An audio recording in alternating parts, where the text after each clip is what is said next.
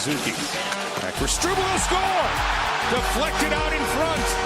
Juraj Slafkovsky, the first overall pick in 2022, has Montreal on the board. It's 1-0. Taylor Hall tries to get this one going with a chance to shot right on. It'll deliver its way through as Martinook got the glove on Jarvis. Up top, it's Burns across Aho shot. That gets through and hits the post. To me, it's right now we're look at our identity of our team. It's definitely changed. In the last couple of weeks, we kind of changed the way we play a little bit, and that's no knock on the guys we brought in. They're great players, but we have to remember how we play the game, and I think we've kind of changed a little bit, and clearly not working. Clearly not working. Hi, everyone. It's the Canes Corner podcast. I am Adam Gold. Sure hope you're having a pleasant Tuesday evening. I'm sure everybody's in a great mood, level-headed, even-keeled, all of that. Oh, man. I'm not sure if it was worse than Saturday night or not. I don't think it was, because it wasn't really a defensive mess. It wasn't a comedy of errors. There was a little bit of bad luck, but also, I mean, nobody's saying that Carolina deserved a better fate. But it wasn't as messy, at least. I was much more disappointed in Saturday's loss than tonight's. Anyway, lots to do. We are brought to you by the Aluminum Company of North Carolina. If it is for the exterior of your home, you can find it at the Aluminum Company of North Carolina on Hamlin Road. Don't hold it against them. Sammy Hahn and his crew didn't lose 4-0 in Montreal. They're still your place for all of your home exterior needs, because that's what they do. Man. Okay, let's kind of go through some things. And let me just address the extreme levels of anger and frustration first. And I get it. We're not used to this, man. I said this last year when the Hurricanes officially clinched a playoff spot. And I believe, 100% believe this. There just aren't very many teams in the NHL that consistently make the playoffs. There just aren't. As a matter of fact, the Hurricanes are going to make the playoffs for the 7th straight year. And I think there's only one other team in the NHL. Actually, they might not make the playoffs because I think Boston's going to miss. Hurricanes might have the longest consecutive playoff streak in the league. Of course, they haven't made the playoffs yet. We got 24 games left. Still going to have to earn their way in.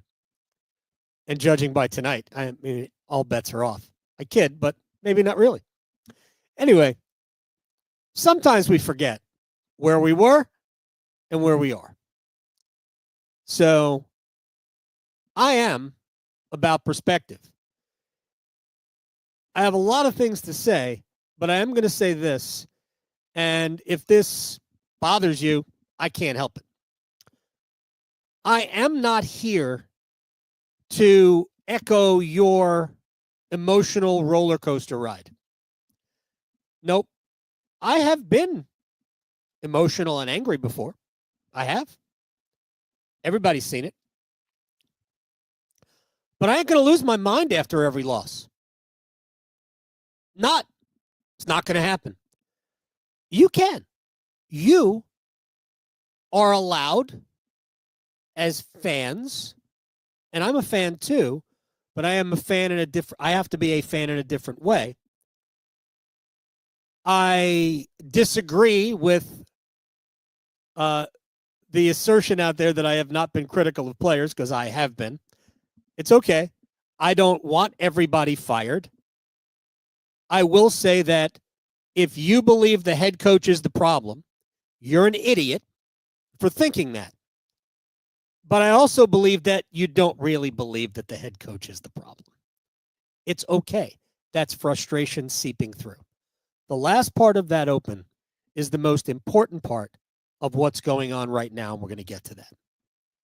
But I am not going to go all over the place with every loss. Just not. Because you can't live that way and do what I do.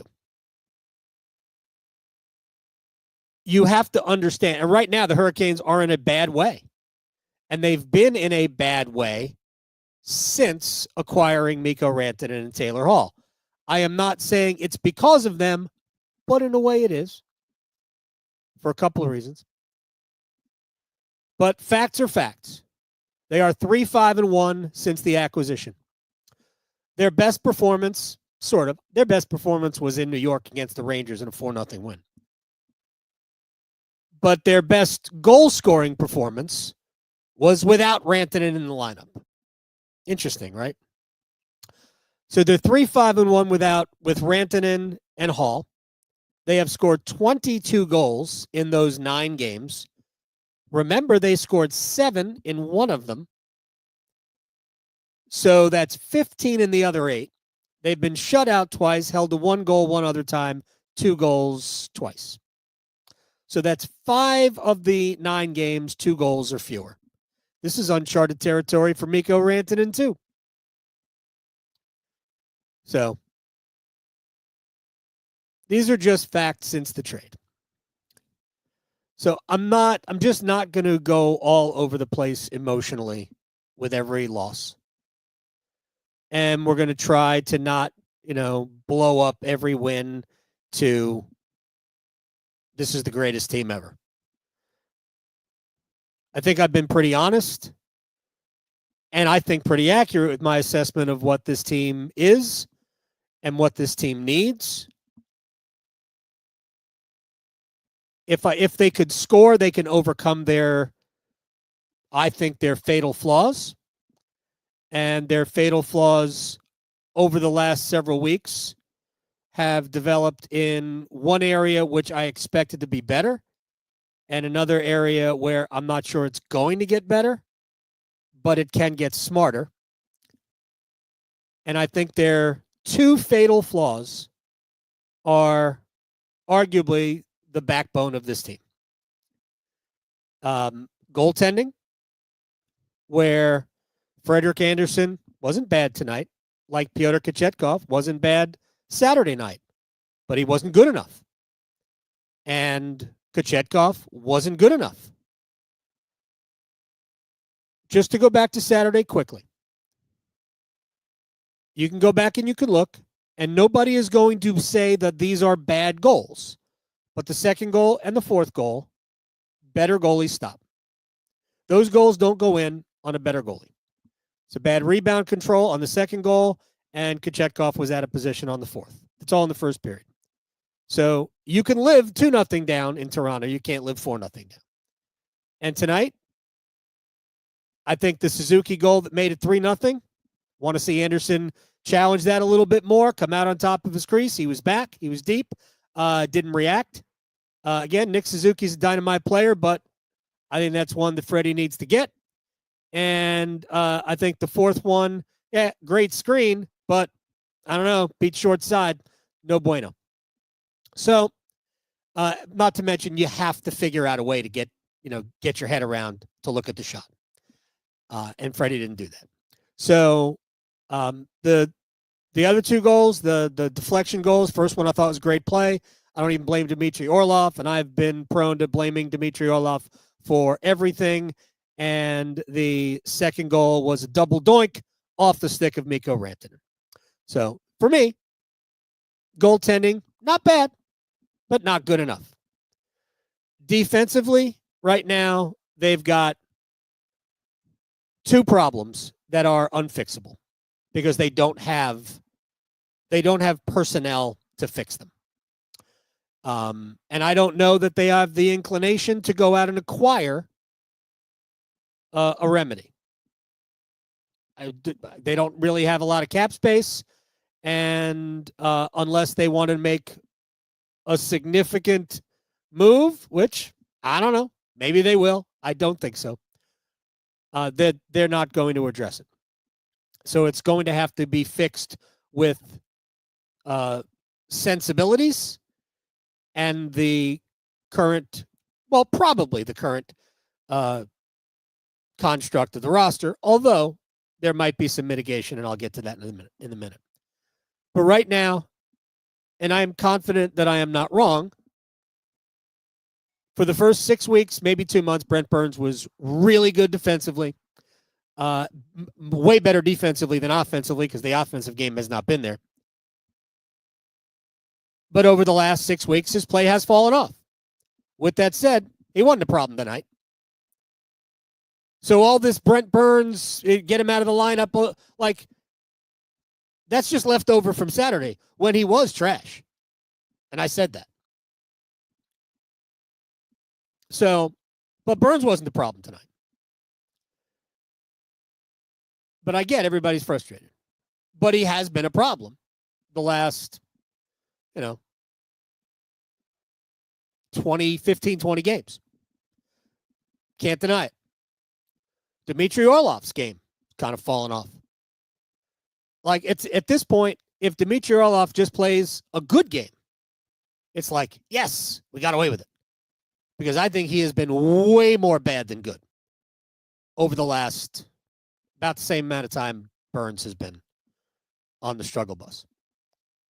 And, just trade him. Who? Nobody's taking these guys. So you can't do that. It's not the way it works. But right now, this team is defensively kind of relying on one really good player on 3 pairs. Slavin, obviously. Chatfield, for the most part. And I think Sean Walker's been good. Shane Gostisbehere was hurt for a while, came back, hasn't been quite the same. But I think we're seeing basically, decent enough Shane Gostisbehere that he's not really the problem, although on the 4th goal in Toronto, he was the problem. William Nylander worked him, but we're talking about one of the better players in the league. So Carolina's got some defensive liabilities. Riley Stillman is a minor league player. It's not going to shouldn't be a factor in the game, and I don't think he played a ton when Carolina went to 11-7 tonight. So defensively, Carolina's got an issue. Can they fix it from within? I don't think that Scott Morrow is ready for high leverage minutes. I'm pretty sure the organization doesn't feel like Scott Morrow is ready for high leverage minutes because I think the organization is pretty smart. And I think they also look down on the ice and go, Brent Burns has been kind of a problem lately. If they thought that Morrow could help this team right now, I think he'd be playing. And he's not for a reason, because they don't believe he can help them right now. But maybe a couple of weeks from now, they get desperate, and he will be here. I don't know. But it certainly has crossed my mind that, probably not with, on a top pair with Slavin. I don't think you want that. You don't want Scott Morrow out there 22 minutes a night. But I don't know. Maybe you can slide him into a second pair. It wouldn't be the worst thing in the world just to give it a whirl to see if Orlov can play with Slavin, but whatever. But I get everybody you want guys to move around, but there's really only 2 defensive-minded defensemen on the team, Slavin and Chatfield. Everybody else thinks offense first, including Morrow. So it's kind of an ill-fitting group if it's not structured the way it is. Just that's the way I've always looked at it. And I think the head coach looks at it that way, and I've asked him about it pointedly. So they have those 2 issues. I really thought the goaltending would have figured itself out. But again, the last 2 games, the goaltending hasn't been at fault. It just hasn't, I guess, come to the rescue of the team. I also think the team got what it's deserved in both games. They didn't play better than Toronto. They were a mess. Your mistakes matter. They lost the game. Tonight, I didn't think they generated much in spite of the fact that they were cheating for offense, and we're going to get back to the head coach's initial comment because I think that is important. So I said this during the aftermath And I've hinted at this. I asked Rod before the game. I asked Tripp before the game.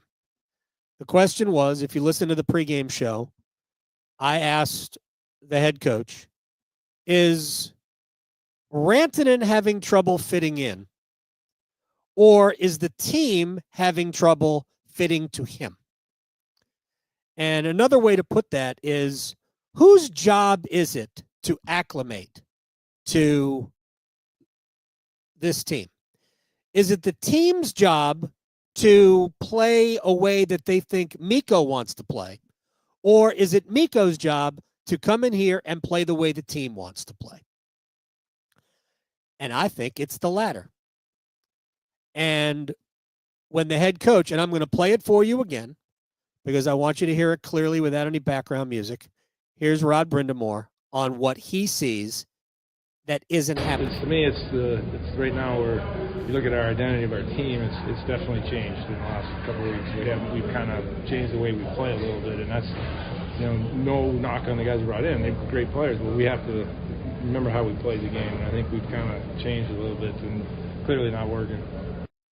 Clearly not working.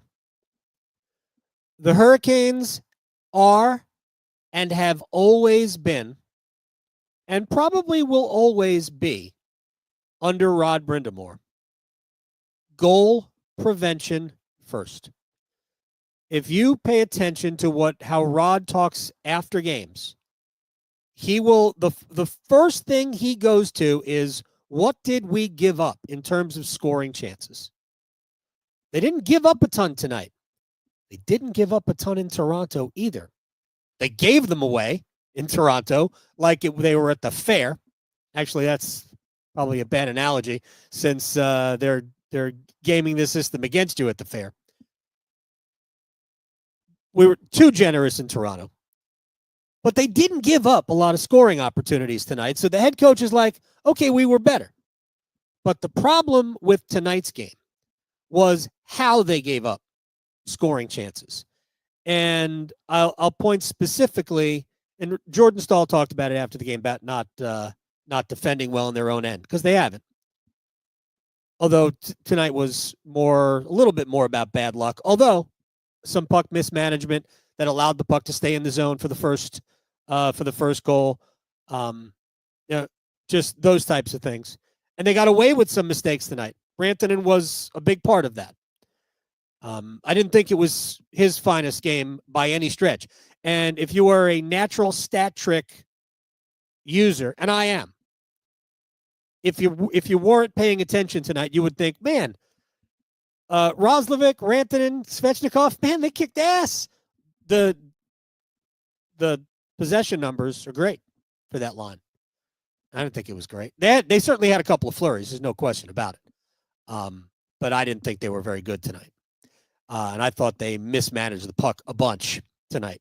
And I think a lot of that was 96, because he's obviously frustrated. But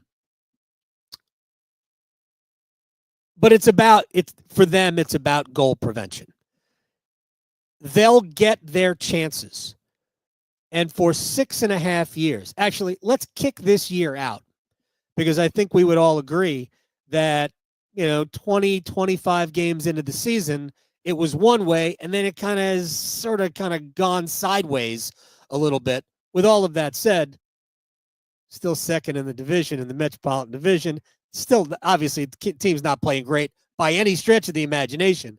But at some point, maybe they won't, but at some point, I'm pretty sure this team's going to start playing well again, and they'll get theirs. And maybe it'll start happening Thursday night. It'll start happening when they stop trying to make it happen, or stop trying to force it to happen. But it does seem to me that they have tried too hard since the acquisition to feed Rantanen and play the way he wants to play. And they really, apart from a couple of periods since the acquisition, they just haven't looked like the Hurricanes. They played really well in New York against the Rangers. That was the kind of a game that just gets your juices flowing. And they walked into Madison Square Garden and beat them.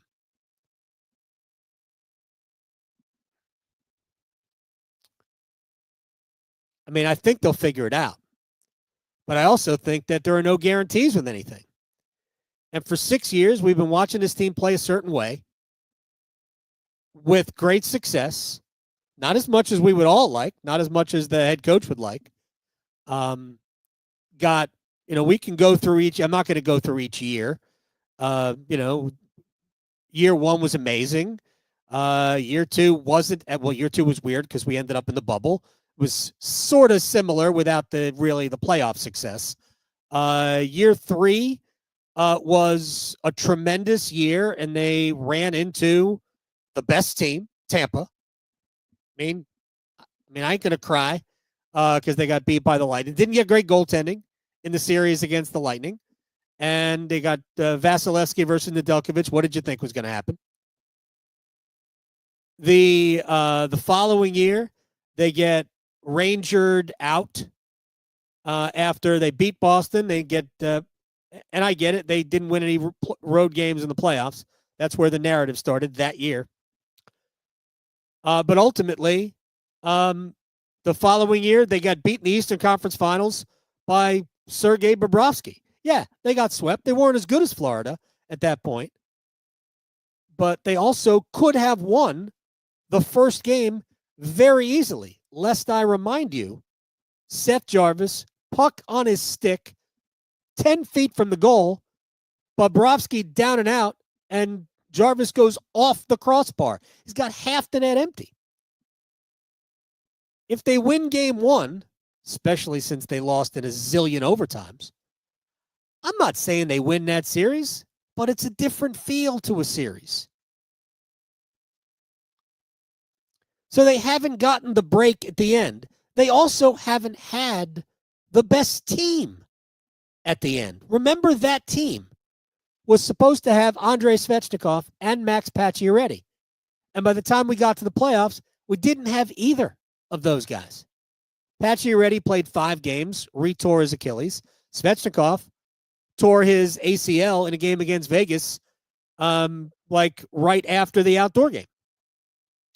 So, and it was the Hurricanes' miscalculation as a front office to not replace the Pacioretty player.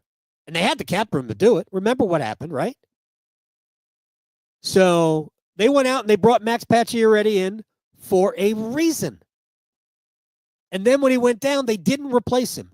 And then when they lost Andrei Svechnikov, it was too late. So it's a team that has been really, really good playing a certain way. And now you've gone and you've made this big splash. And I know there's a Jake Guentzel fallout here. You go out, you make this big splash, and Mikko Rantanen's a big star. And we all want to believe that he's been great since he's been here. But he's not.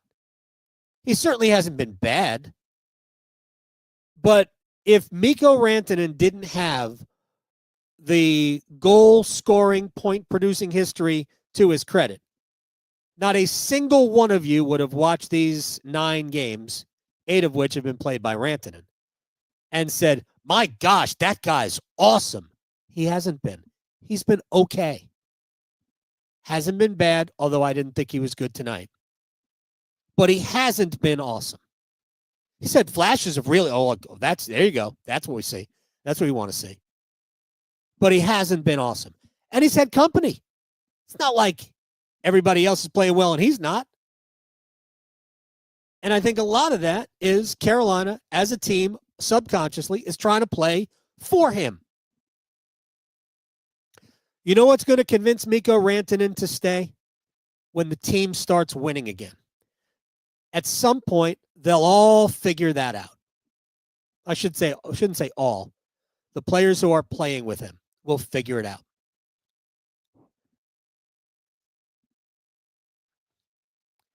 It's complicated, man. I don't know that these are the answers that some of you guys want to hear, but I do think it's true.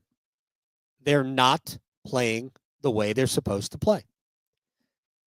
And on the Suzuki power play goal that made it 3-0, the one that Anderson probably should have stopped, Tripp said it after the play, but I was wondering the exact same thing. Jarvis is trying to fight a battle for the puck. Why is he the only one?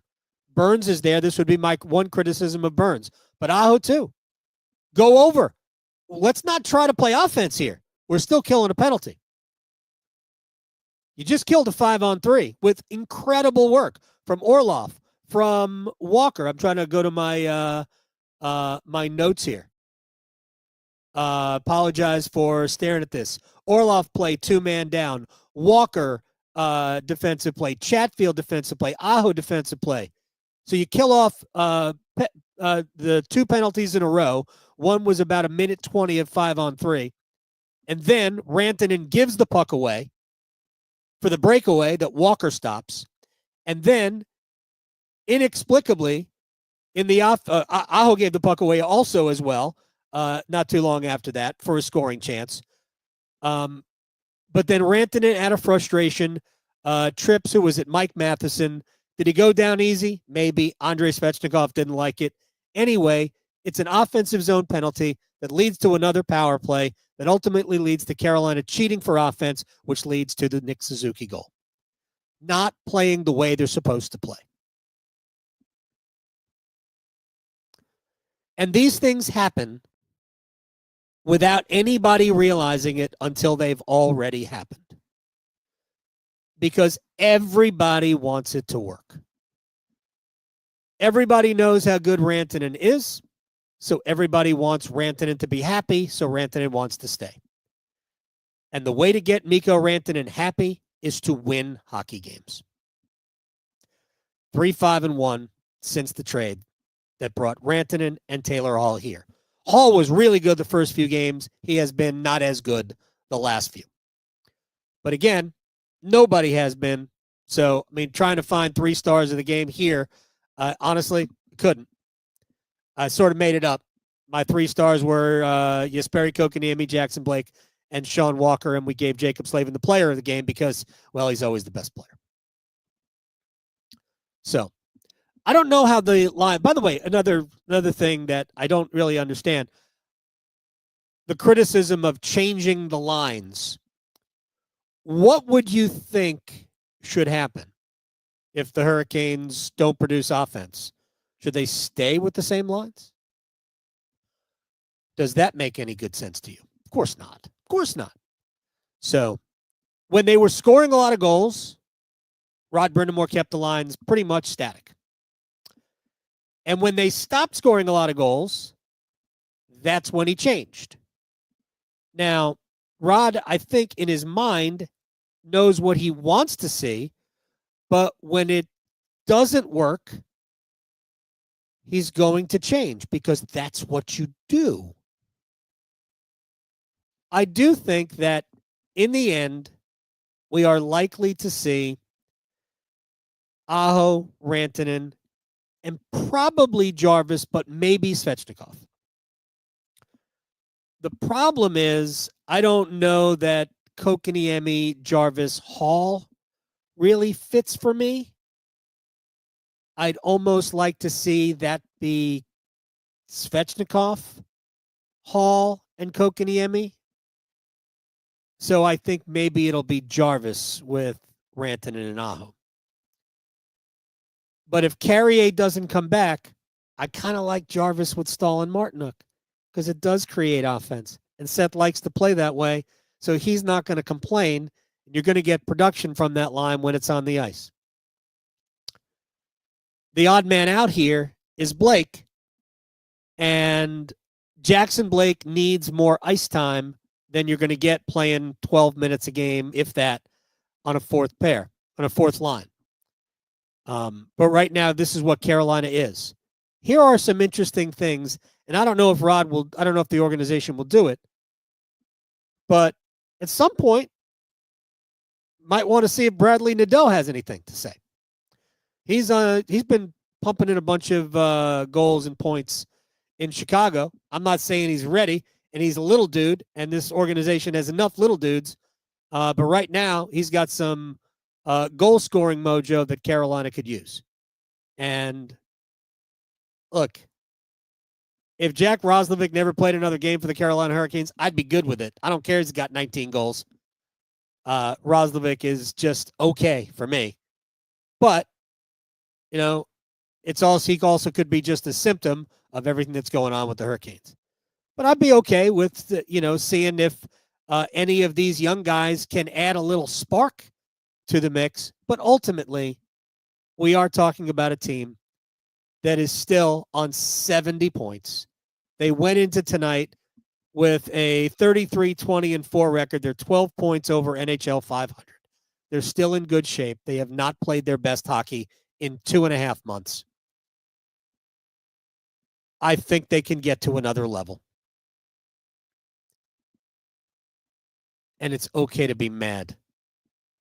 But it's silly to think that the coach has lost the room or whatever. It's just, but I get it because we're just all, we know that this team can give more.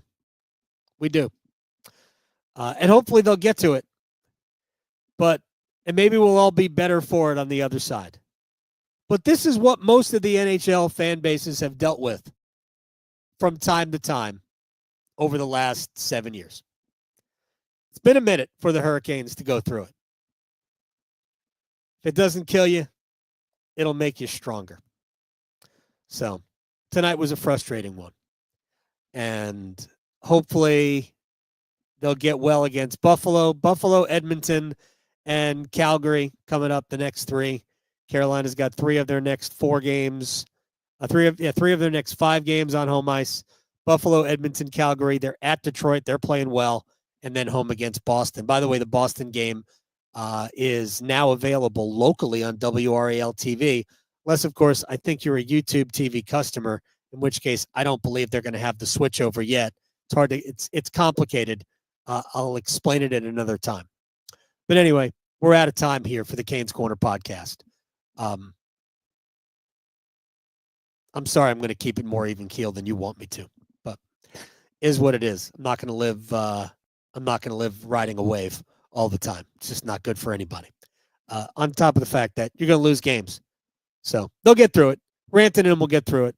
Whether or not he stays or not, can't be concerned with it right now. The most important thing is this team winning hockey games. We're brought to you by the Aluminum Company of North Carolina. If it is for the exterior of your home, you can find it at the Aluminum Company of North Carolina on Hamlin Road in Durham. No place like it. Sammy Hanna and his crew do a great job. I thank you very much for hanging out here on a Tuesday night. I'm Adam. See you Thursday.